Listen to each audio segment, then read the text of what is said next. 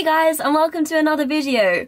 I haven't spoken to you guys in ages, so much, like it's been like months, and that's mainly just because I've been working pretty much every single day from November to like Christmas, and then it was Christmas, and then New Year's, and then I was ill for a little bit, and then finally I'm here.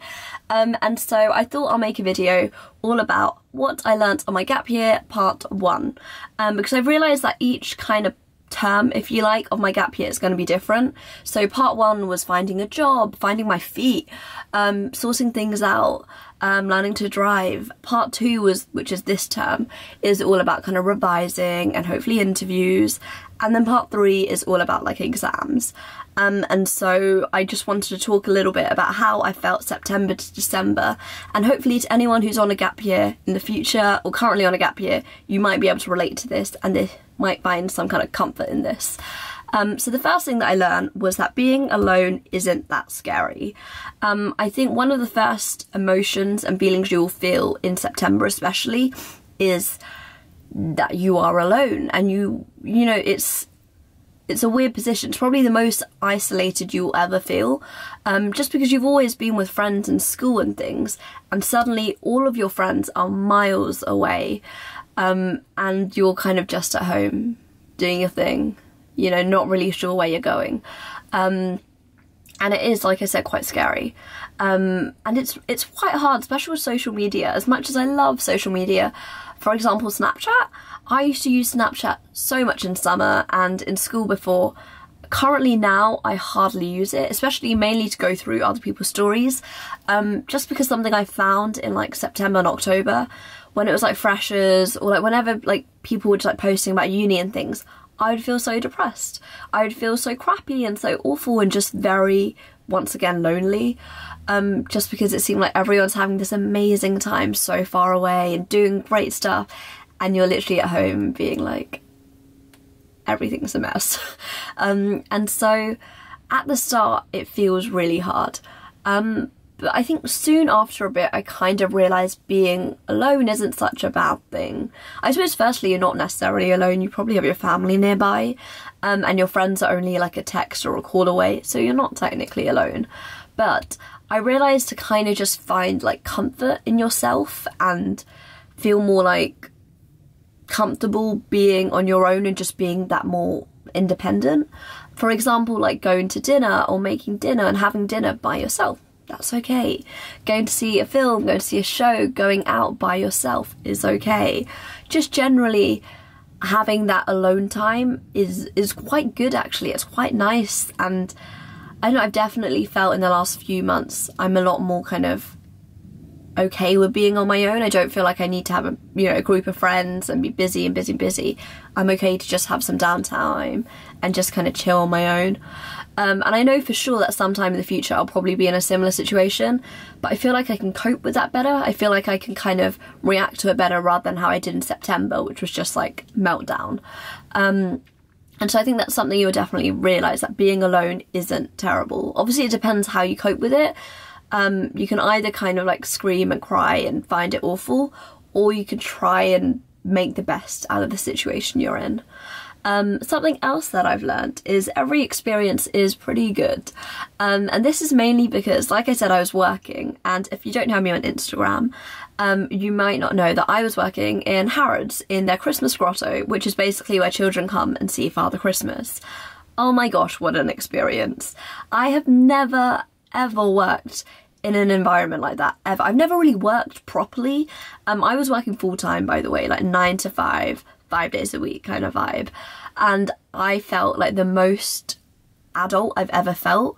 Like I was commuting to London, you know, tracking the train times and all this, and complaining about southern trains, getting to work, making sure I looked incredibly presentable, speaking to my like manager, speaking, you know, I was working with people who were 10 years older than me, who were in the same job as me. It was such a strange experience because I've never felt like anything like that. But once again, it was such a wonderful experience. Sure, there were times where you had customers like screaming in your face, or it was so busy because it's always Christmas and it's like a massive tourist attraction and it's so busy. But there were moments where it was just really, really lovely. And it was such a lovely job as well, to be honest, because you're working with children and everyone working there is so nice and loves Christmas. And it was something like, if you told me 5 months ago I'd be so confused, like, what are you talking about?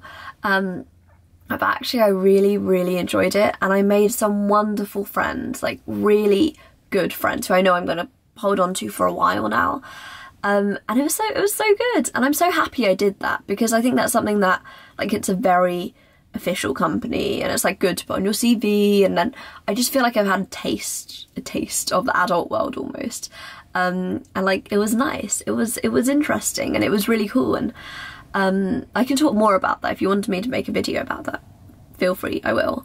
But it was a really good experience and I learned a lot, so that was really nice.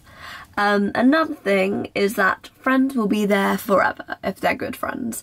And I have some wonderful friends, really good friends. And these are friends that I've known for like since like year 7, so they were my secondary school together, and I love them so much. I don't know if you saw, if you haven't, once again, on Instagram, you'll see on my Snapchat, on my Instagram story even, that there were a few people who I just kept hanging out with. So I hadn't seen these guys since like September, maybe even before that. And then we all saw each other over the holidays and saw each other like 3 times a week, and we just clicked. And it was such a nice feeling to know that we were still on that same level. It wasn't awkward, it wasn't like, I was genuinely worried that, oh my god, they're gonna come back and they're all like uni people and that they're so mature and that, you know, they've experienced more than me and I'm just stuck at home. Like, I genuinely felt like that. And then the moment we got talking, it was like being in year 11 again. It was so nice. And I love those girls so much, and I spent New Year's with them. I spent like the lead up to New Year's, like everything like that. It was just such a lovely, lovely time.